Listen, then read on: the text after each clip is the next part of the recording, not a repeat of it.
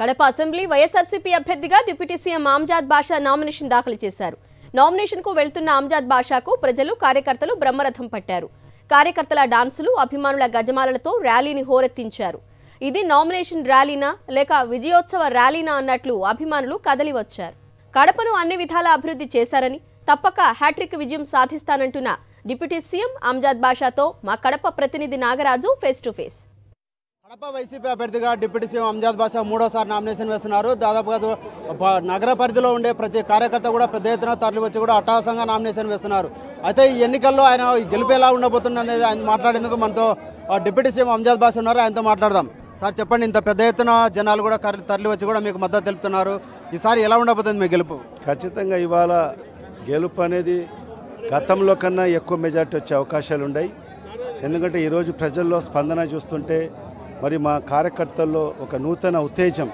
ఎందుకంటే మన ప్రియత ముఖ్యమంత్రి గారు మరి ఏదైతే సిద్ధం సభలు ఎప్పటి నుంచి ప్రారంభించారో మరి ఎక్కడ చూసినా కూడా వేల సంఖ్యలో ప్రజలు మరి బ్రహ్మరథం పట్టడము, మరి గౌరవ ముఖ్యమంత్రి గారికి స్వాగతం పలకడము, మరి ఈరోజు అవన్నీ కూడా చూస్తుంటే మరి ఖచ్చితంగా రాబో ఎన్నికల్లో వైఎస్ఆర్ కాంగ్రెస్ పార్టీ 175 స్థానాల్లో కూడా గెలవబోతుంది.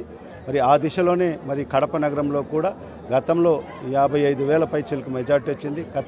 దానికన్నా ఇంకా ఎక్కువగా మెజార్టీ వచ్చే అవకాశాలు ఖచ్చితంగా ఇక్కడ స్పష్టంగా కనిపిస్తున్నాయి. దశాబ్దాలుగా నిర్లక్ష్యానికి గురైన కడప ఈ జిల్లా మరి ఈరోజు జగన్మోహన్ రెడ్డి గారు ముఖ్యమంత్రి అయిన తర్వాత ఈ జిల్లా అన్ని విధాలుగా అభివృద్ధి పదంలోకి ముందుకెళ్తుంది.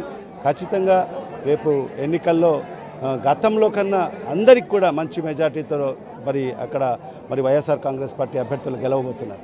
కడప అంటే కులాలకు మతాలకు అతీతంగా కూడా రాష్ట్ర వ్యాప్తంగా కూడా ఒక గుర్తింపు పొందిన జిల్లా కేంద్రం. కానీ ఎన్నికల్లో గెలుపు కోసం ఈసారి కులాల వారిగా మతాల వారిగా కూడా విడగొట్టే కుట్రలు చేస్తున్న పరిస్థితి ఉంది. ఈ పరిస్థితి నుంచి వైసీపీ ఎంతవరకు సక్సెస్ అవుతుందంట? నిజంగా కడప నగరం అనేది మత సామరస్యానికి ప్రతీక. ఎందుకంటే ఇక్కడ దేవుని కడప, ఏదైతే తిరుమలకు తొలి గడపైన దేవుని కడప ఉంది. మరి అదేవిధంగా పెద్ద దర్గా, మరి అదేవిధంగా మరియాపురంలో మరి మన క్రైస్తవుకు సంబంధించిన చర్చి, మరి ఇవన్నీ కూడా మన మత సామరస్యానికి ప్రతీక.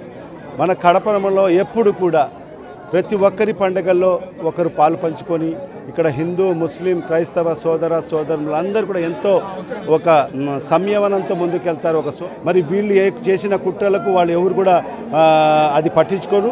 ఖచ్చితంగా అందరూ కూడా మరి ఈరోజు జగన్మోహన్ రెడ్డి గారు చేస్తున్న సంక్షేమం, అభివృద్ధి ఈ రెండే చూస్తారు. కాబట్టి కడప నగరం అభివృద్ధి చూస్తారు. కాబట్టి అభివృద్ధికి చూసి ఈరోజు ఓటు వేయమని చెప్పి కూడా మేము కూడా ప్రతి సందర్భంలో కూడా ఈరోజు ఎక్కడికి వెళ్ళినా కూడా మా ప్రచారంలో కూడా సంక్షేమం, అభివృద్ధి ఈ రెండు చూసే మనకు ఓటు వేయమని చెప్పి కూడా చెప్పే పరిస్థితి గతంలో ఎప్పుడు లేదు. ఆ సామాజిక వర్గాలకు న్యాయం జరగలేదు. మరి ఈరోజు మన రాష్ట్రంలో జగన్మోహన్ రెడ్డి గారు ముఖ్యమంత్రి అయిన తర్వాతనే అణగారిన వర్గాలు, బీసీలు, ఎస్సీలు, ఎస్టీలు, మైనార్టీలకు పెద్దపీట వేసి మరి రాజ్యాధికారం వైపు ఈరోజు జగన్మోహన్ రెడ్డి గారు చేయి పట్టుకొని ముందుకు నడిపించడం జరుగుతుంది. ఈరోజు నామినేటెడ్ పదవుల్లో చట్టం చేసి 50% వాళ్ళకు రిజర్వేషన్లు కల్పిస్తూ మరి అదేవిధంగా దాంట్లో కూడా మహిళలకు 50% చట్టం చేసి మరి నామినేటెడ్ పదవులో మరి మహిళలకు కూడా 50% మరి పదవులు ఇచ్చిన ఘనత కూడా జగన్మోహన్ రెడ్డి గారికి. అయితే గడిచిన 5 ఏళ్ల పాలన కావచ్చు, ఆ కడపలో అభివృద్ధి జరిగిన 5 ఏళ్లలో జరిగిన అభివృద్ధి కావచ్చు, వైసీపీని హ్యాట్రిక్ విజయం అయితే వరిస్తుందని చెప్పేసి కూడా ధీమా వ్యక్తం చేస్తున్నారు.